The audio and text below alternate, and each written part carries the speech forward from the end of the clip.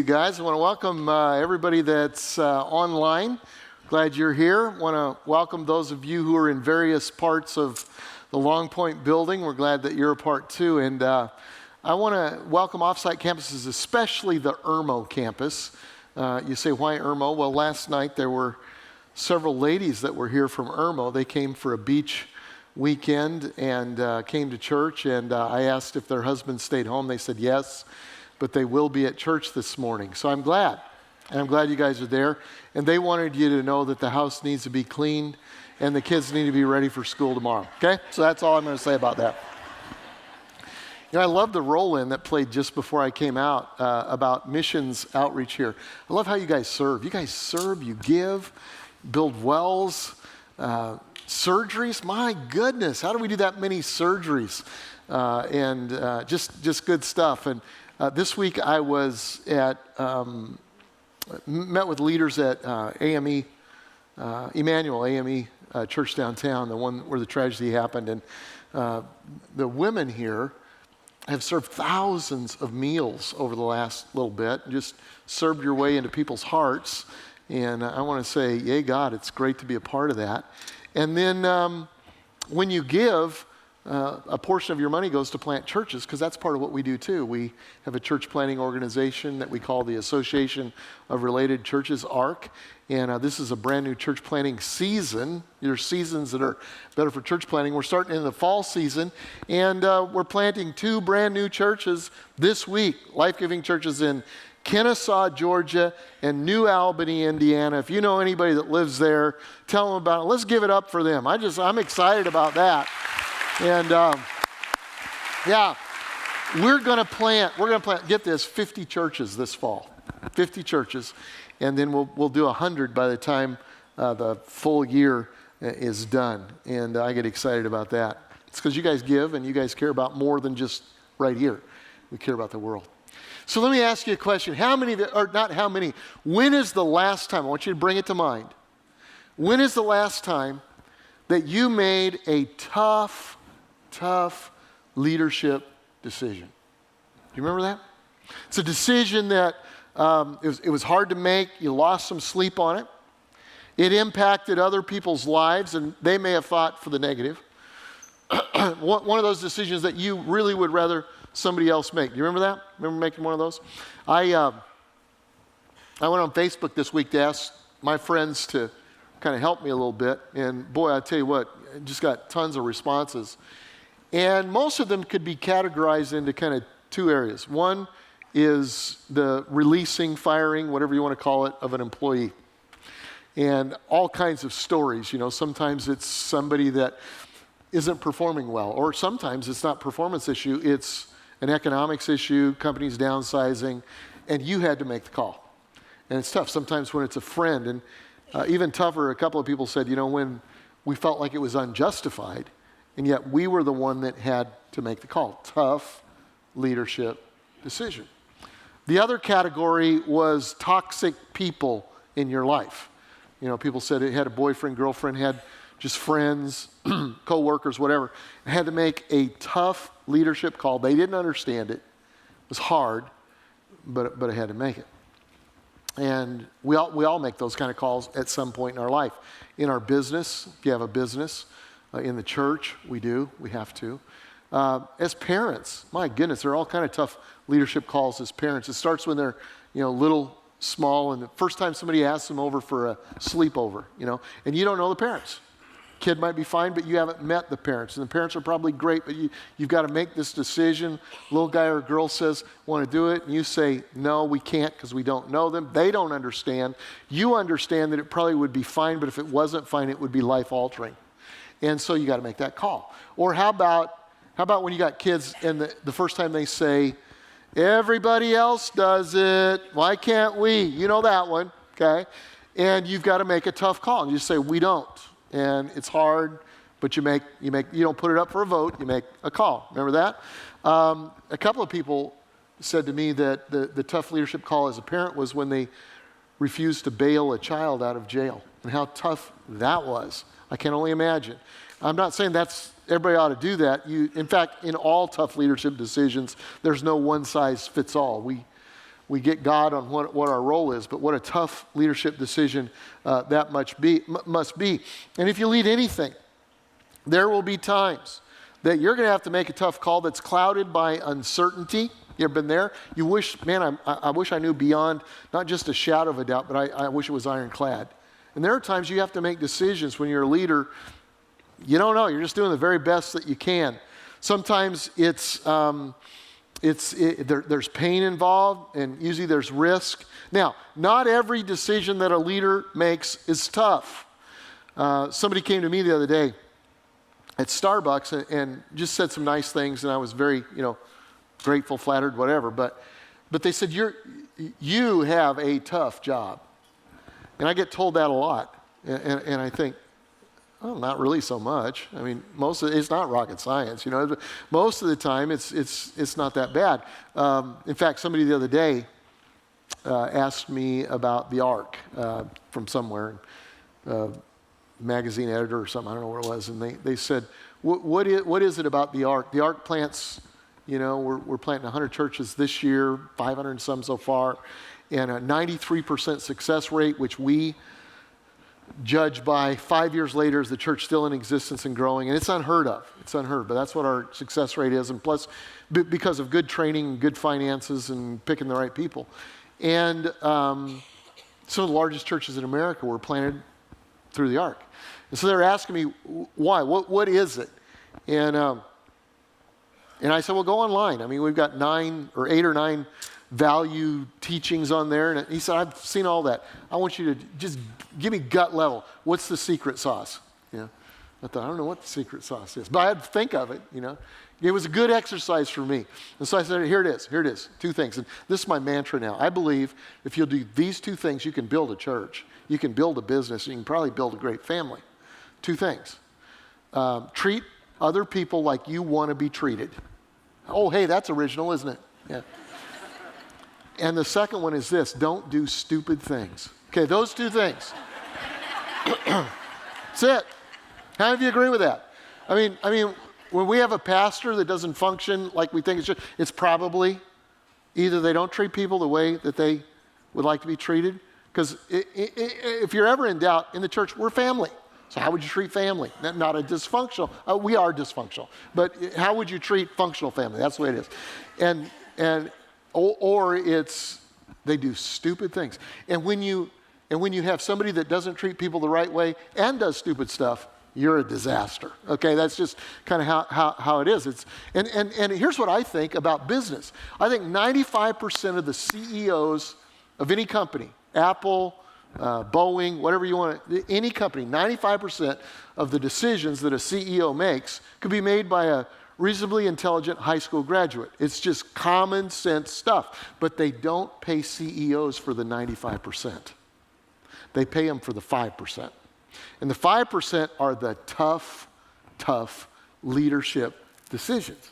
So if you want to be a good leader, not a bad leader, you just treat everybody right and don't do stupid stuff. If you want to be a great leader, you learn how to make tough decisions. And that's what we're going to talk about today. We're in a series in Joshua called Take the Land. And we're studying a promising new leader as he learns to listen to God and as he learns to lead people into the land that God has promised. If you remember the story, Moses leads them out of Egypt. They're going to go to the promised land, and yet they disobey God and say it's too many big people there, too many enemies, we can't do it. And so they wander around east of the Jordan River for 40 years in the desert till all the unbelievers that didn't believe God could do it die. And then Joshua is tasked with leading the people over the Jordan River, west of the Jordan, to a land that's already occupied, but it's a land that God has promised them. And he encounters delays, obstacles, and oppositions along the way. And the premise of the series is that God has land for you. He has promised land for you. It's in your family, it's in your spiritual life, it's in your business. Even as a church together, God has promised land for us, and we've got to occupy it. And along the way, we will encounter delays, obstacles, and oppositions. But there are principles in the book of Joshua that are important for all of us. And today, we're in chapter 5. We've been taking just about a chapter a week. Joshua has to make a tough leadership decision that's going to impact, literally hurt, as many as 1 million people. Disclaimer, I didn't want to do this week's message, and you'll see fairly quickly why. Okay, so let's go to Joshua chapter 5 and verse 1. If you have a Bible, great. If you don't, you can follow along on the screen or in the worship guide that you got. Now, when all of the Amorite kings west of the Jordan, remember, where was Israel? East of the Jordan. Last week, they crossed the Jordan into the promised land. So it's talking about the Amorite kings in the promised land, west of the Jordan. And all of the Canaanite kings along the coast. Why are there so many kings? Because every city had a king.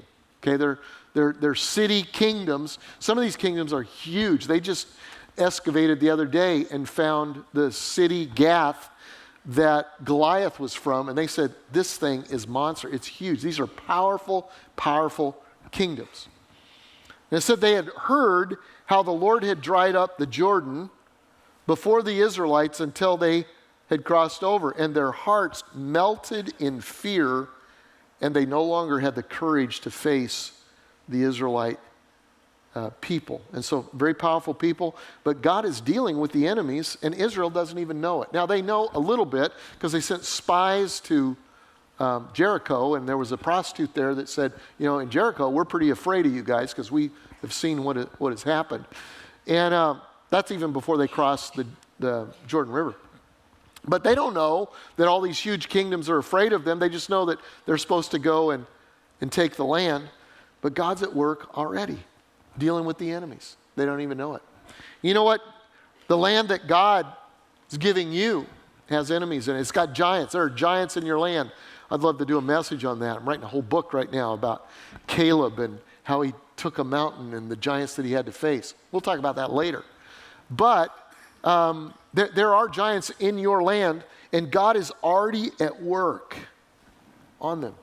If you look at your challenges in light of who you are, you'll be afraid. You can't take it. But if you look at them with the concept that God is already at work behind the scenes on whatever is ahead of you, then you can have faith in God and you can take the land that God has for you. That's verse 1. I'm stalling. Verse 2. At that time, the Lord said to Joshua, make flint knives and circumcise the Israelites again. This is why I didn't want to preach on this. Let me tell you how this came. So we have a team that kind of does this series, and kind of lays out where we're going. And usually they just tell me, okay, lately anyway, you preach here and here and here. And I've been, my wife and I celebrated our 39th anniversary about a week and a half ago. That's applause worthy, that right there. For her, if nobody else. And so we've been away. And so I come back and they said, we want you to preach on Joshua 5 and then Joshua 6 the next 2 weeks. And so I said, great, I'll do it. I'm excited. I've been watching the series, and it's a cool series. And then I read Joshua 5. And it's like, it mentions circumcision like 95 times. Okay? Probably not that many, but it's just a lot. And I thought, I'm going to make a tough leadership decision here. So I went back to the guys and I said, here's what we'll do. It's a short chapter. Let's put it together with chapter 6. I'll do 5 and 6 this week, mostly talk about Jericho. And then I'll do 7 next week. And they said, no, that's not how it works. They said, man up and do circumcision.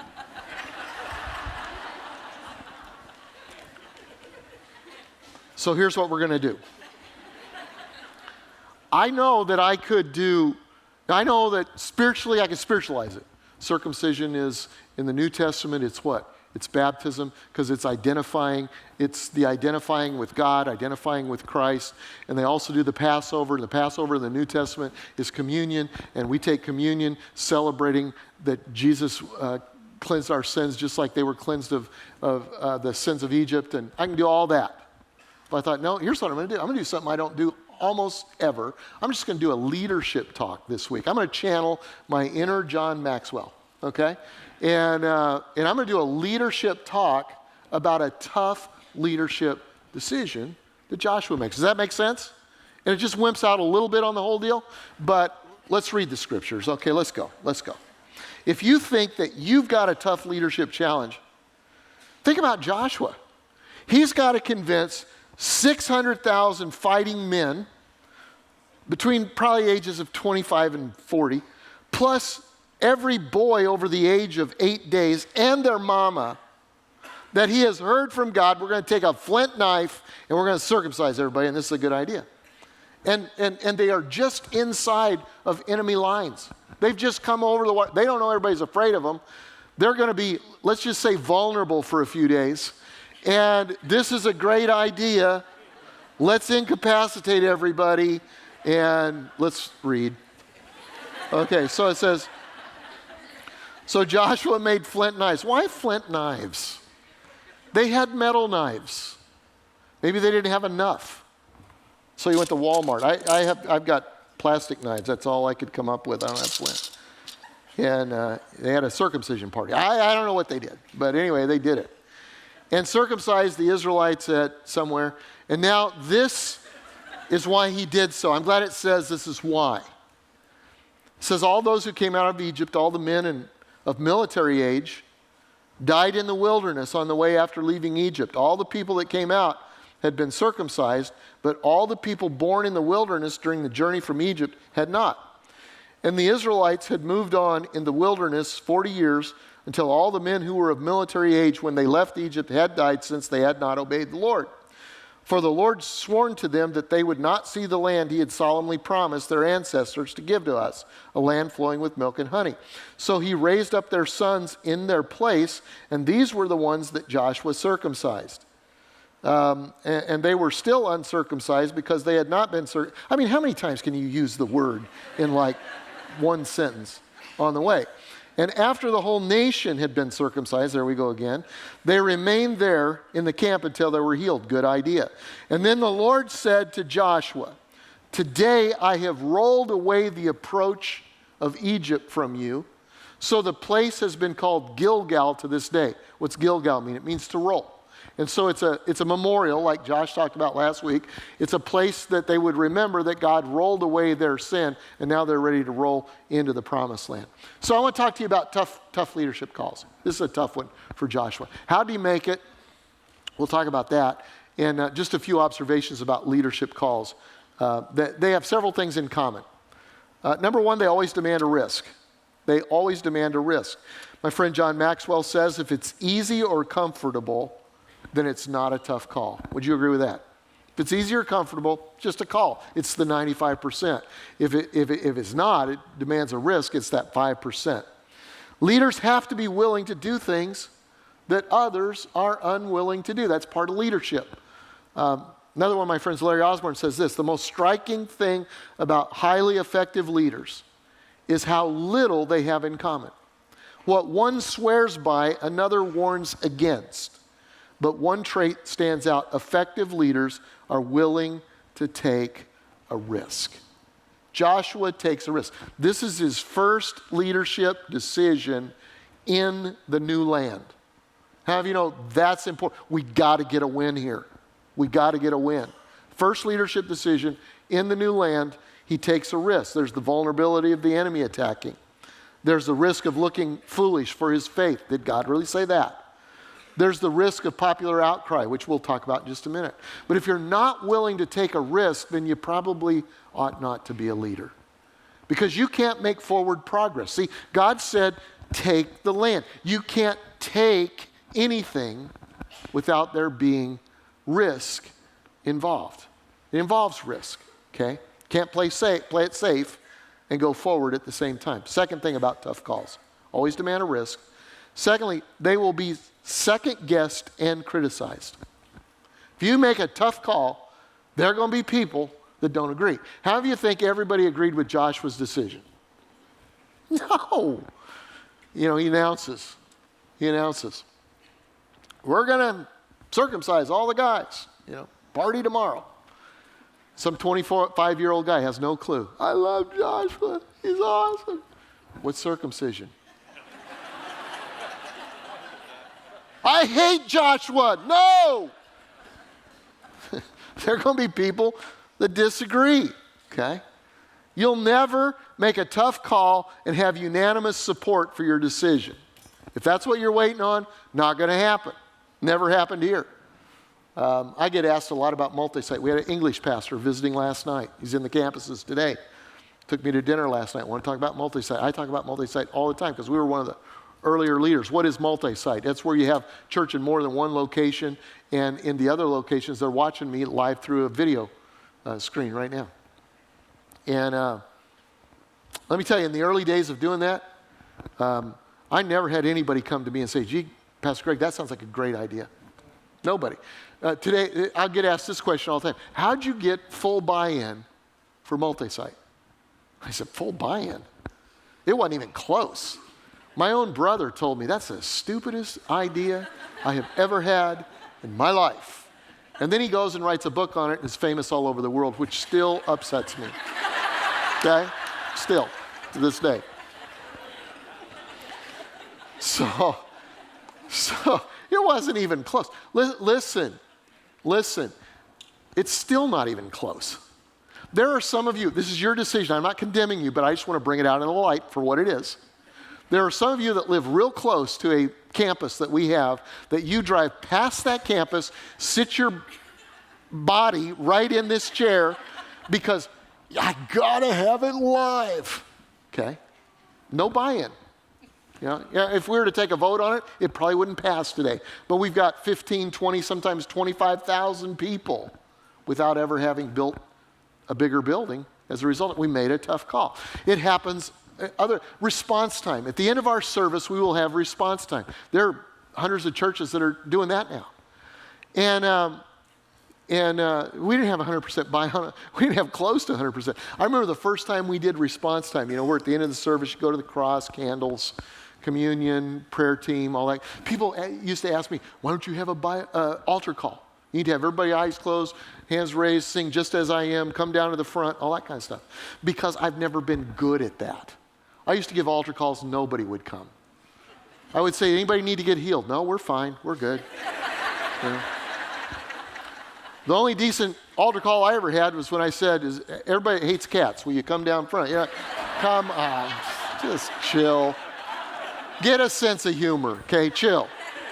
I don't abuse animals. So we did this response time, which I call now an altar call for everybody. You'll watch it at the end. It's just kind of altar call for everybody. And in the first week, one of my friends here in this church, who had a Baptist background, says to me, what, with the candles, which is the most popular thing that we do, what, are we going Catholic now? Now, if you're Catholic, that wasn't a compliment. Okay, I'm just telling you that. And to which I responded, no, but we're not ignoring the first 600 years or 1,600 years of our church history. That's all we're doing. But do we have full buy-in? No. We probably still don't. Every time we build a building, and we're going to build one soon, and we're going to ask you to be involved, and we won't have full buy-in. We never do. There are people that think it's great. There are people that get mad. There are people that leave the church because we build another building. And then they come back a couple of years later because they didn't have to pay for it, and it's all nice and all that kind of stuff. Whatever. Do whatever you want to do. You will never get full buy-in for a decision. There'll always be people that you just make the tough call. It's going to require risk. You'll be second-guessed, criticized. Number 3, they'll be costly. You will lose sleep over tough decisions. There'll be nights that you can't sleep.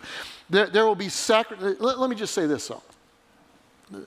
After a leader makes a decision, he or she sleeps.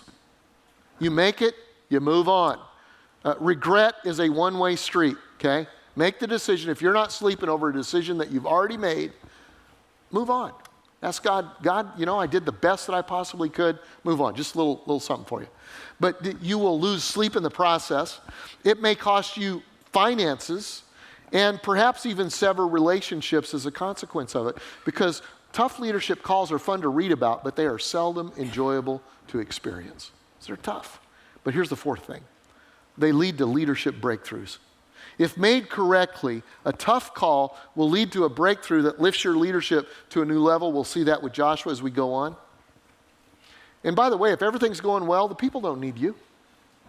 When an organization has momentum, nearly anybody could lead. It's that 95% deal, okay? All a person has to do is find out the direction the people are going and get in front of them. I tell pastors, what do I do? Man, great things are going on. I don't know if I can lead this. I say, just act like it's a parade and get in front of it. Act like you're leading it. Just figure out which direction it's going and go. But when an organization has lost its way, when a family's lost their way, when a country has lost its way, that's when leadership is needed. That's when leadership shines. So your family, your team, your business, your church may have lost its way. Here's the good news. You're just one tough call away from a breakthrough.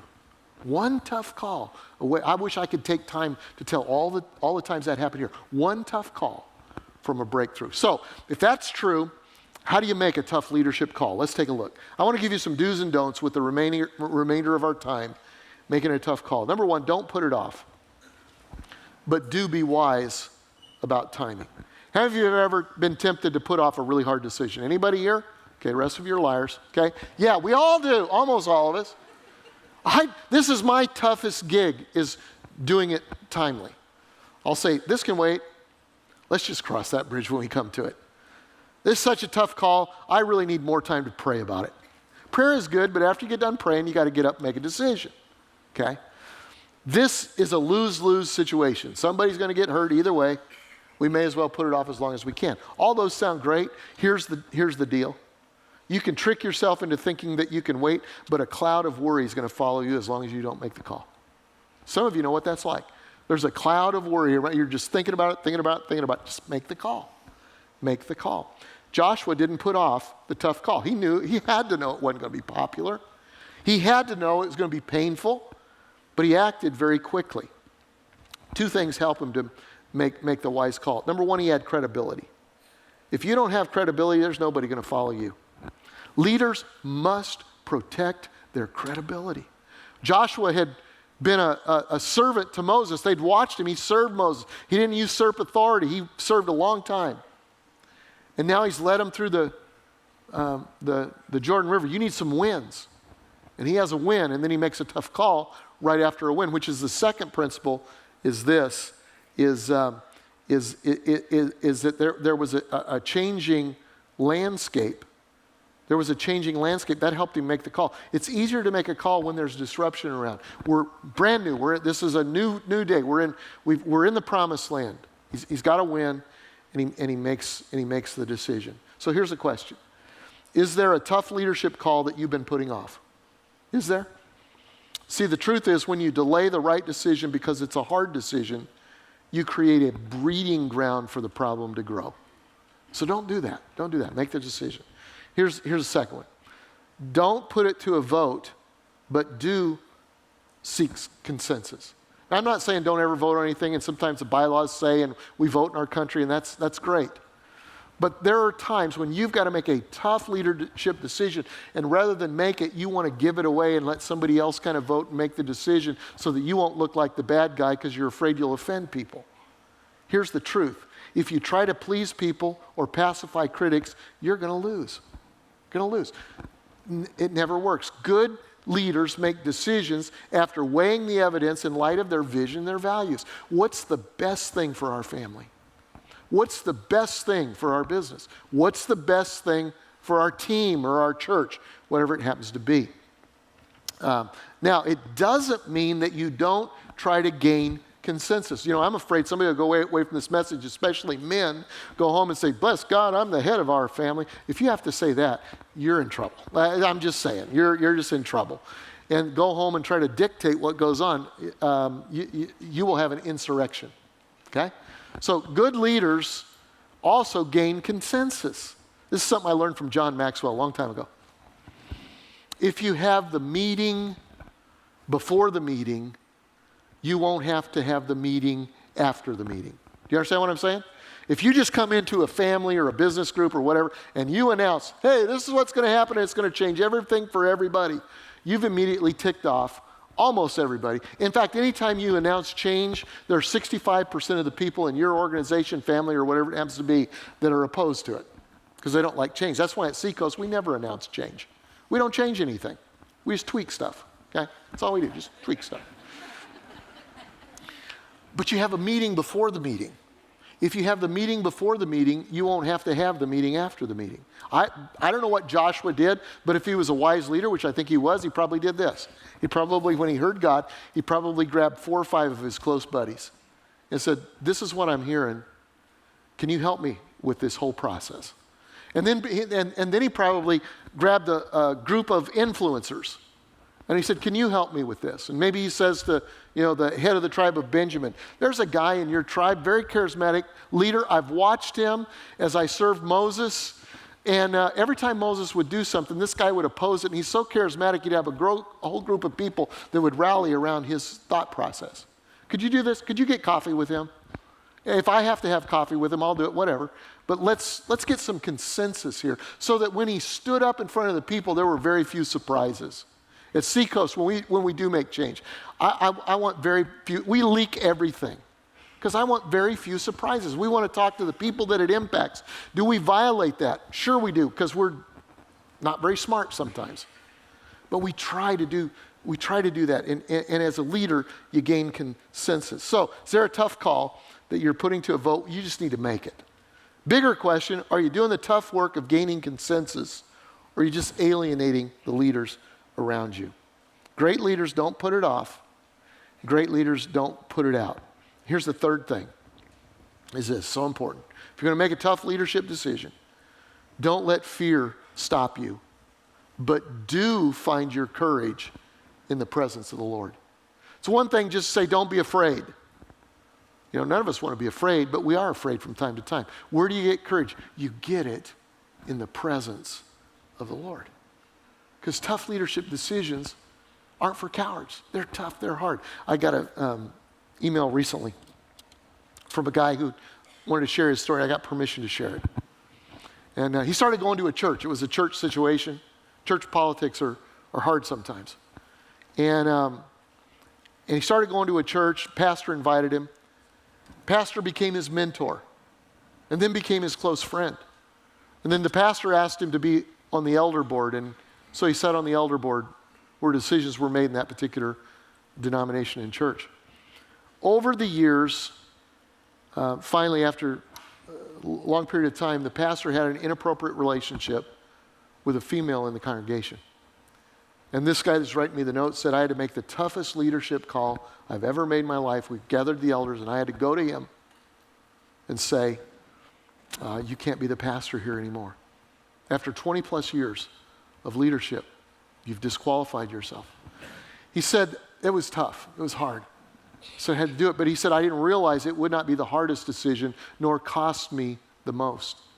He said, after that decision was made, we talked about how we were going to deal with it from here out.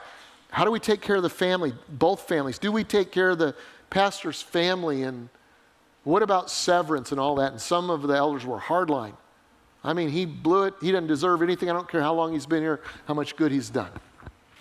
And this guy made an argument that, no, that punishes the family. It's punitive. How much more can you do but take a job? Let's help. And so they settled on counseling and a generous severance package. He said, I always want to err on the side of generosity. But some of the elders couldn't walk out of the room going, you know what, I didn't agree at first, but we made the decision and we're going to support the decision. Instead, they said, you know what, I never agreed. I was pressured. And so they rallied their little teams, and it caused problems in the church. And ultimately, this guy who wrote the deal was voted off the elder board and lost friendships as a result. And he said this. He said, leaders hold the very lives of others in their hands. Unpopular decisions come with a two-edged sword. Sometimes it's offense, sometimes it's defense. You'll have to do it in a split second. You've got to decide if you have to pull the sword from its sheath or not. Knowing that you may be condemned if you do and condemned if you don't. Leadership isn't like a DVR. I love this. This is why I wanted to read it to you. You can't stop and put the decision process on hold and evaluate what others may think and base your decision on that and then go back and hit the play button. He said, Pastor, he said, leadership is not for cowards. I thought, it's not. And I felt his pain.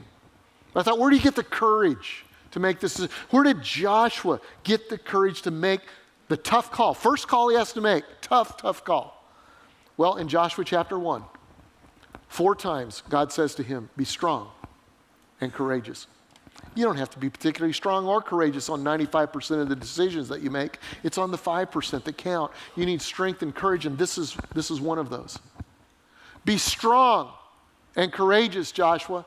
Be strong and courageous. And then I love verse 8 of chapter 1 because it tells you how. He says, keep this book of the law always on your lips. Meditate on it day and night so that you may be careful to do everything written in it. Then you will be prosperous and successful. Have I not commanded you, be strong and courageous? Do not be afraid. Do not be discouraged. Why? Here it is. For the Lord your God will be with you wherever you go. See, God was with Joshua when his knees were shaking, giving his first speech after Moses died. God was with Joshua when they marched through the Jordan River at high tide. God would be with him when they circle a fortified city with an unconventional strategy for war. And now God is with him when he has to pick up his knife and make a really, really tough call. Some of you need to pick up a knife. There's a tough decision that you need to make. In fact, the last question is there a tough decision that you know you should make, but fear is holding you back? It might be to release an unproductive employee. It might be to sever a toxic relationship. It might be to change the literal course of your life and follow Jesus. Or maybe admit to an addiction and get some help. Here's what I know. Don't put it off. Don't abdicate your responsibility. Don't let fear keep you from doing the courageous thing, because God is with you and God will empower you. Amen? All right, that's it. I'm done. No more on circumcision. That's the best I could do. Okay, that's the best I could do.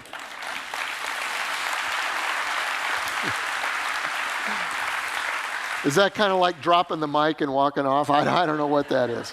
But here's what I want to do. I want to pray. And I want to pray for a special group of people. I'm going to pray for all of you, but I want to pray for a special group of people who have to make tough decisions almost every day, who impact all of our lives.